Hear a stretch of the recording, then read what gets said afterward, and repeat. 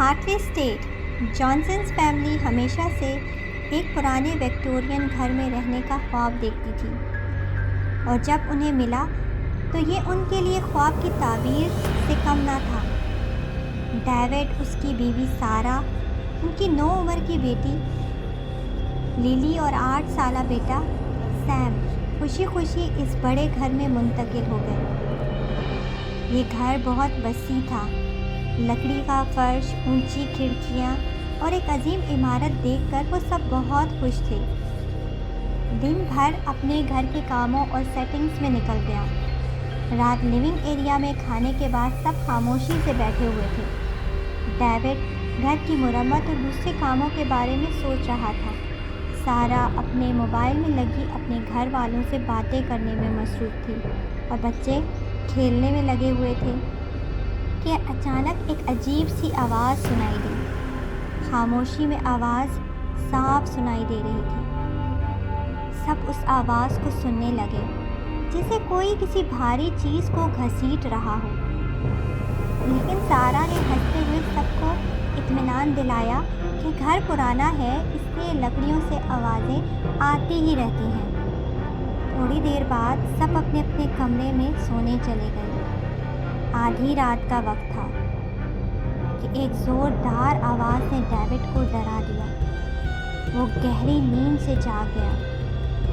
اس نے سوچا کہ شاید اوپر کے کمرے میں کوئی جانور گھس گیا ہے جو چیزوں کو ادھر ادھر کر رہا ہے۔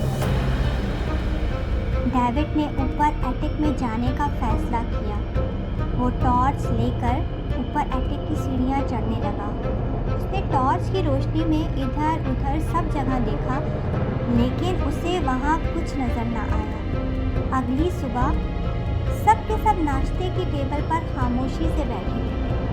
دن بھر کے کاموں کے بعد رات کو جب للی اپنے بیڈ روم میں سو رہی تھی تو اسے ایسا محسوس ہوا جیسے کوئی بڑی سی چیز دیواروں کو اپنے نوکیلے ناخنوں سے کھرچ رہی ہو۔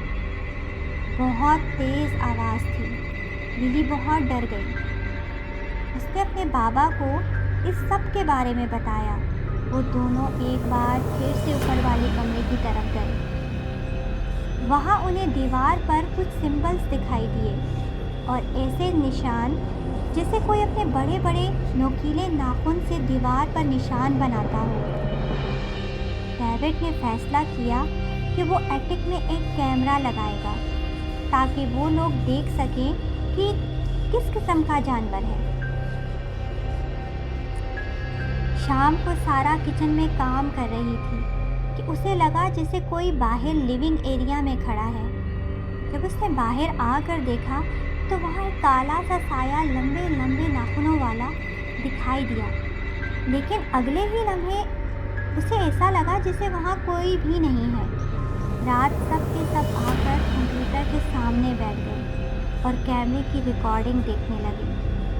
پہلے تو کچھ خاص نہیں تھا، لیکن پھر اچانک ایک کالی سی چیز اپنے بڑے بڑے دانتوں اور بڑے بڑے ناخنوں کی وجہ سے بہت ہی بھیانک نظر آ رہی تھی، ایٹک کی دیواروں پر چلتی اور زور سے اپنے ناخن رگڑتی، جس کی آواز پورے ایٹک میں گونجتی۔ اس منظر نے تو سب کے ہوش ہی اڑا دیے۔ ڈیوڈ نے تو سب کو فوراً بھاگنے کا کہا۔ وہ سب کمپیوٹر روم سے نکل کر باہر بھاگنے لگے، لیکن مانو سارے دروازے بند ہو گئے۔ وہ عجیب سی مخلوق لکڑی کی دیواروں سے نکل کر سامنے آ گئی۔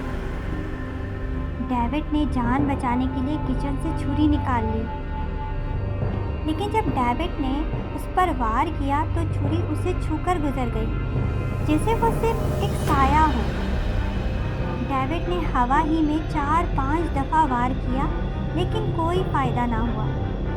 وہ چیز دیکھتے ہی دیکھتے پھر سے دیواروں میں غائب ہو گئی۔ لیکن ڈیوڈ اور اس کی فیملی کو یہ اندازہ ضرور ہو گیا کہ وہ چیز اس گھر کی دیواروں کا حصہ ہے، اور اسے یہاں سے نکالنا ناممکن ہے۔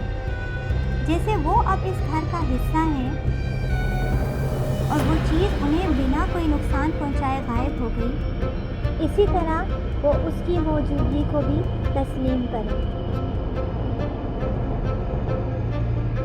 اگر آپ کو میری ویڈیوز اچھی لگتی ہیں تو please like, share, comment and subscribe my channel. Thank you.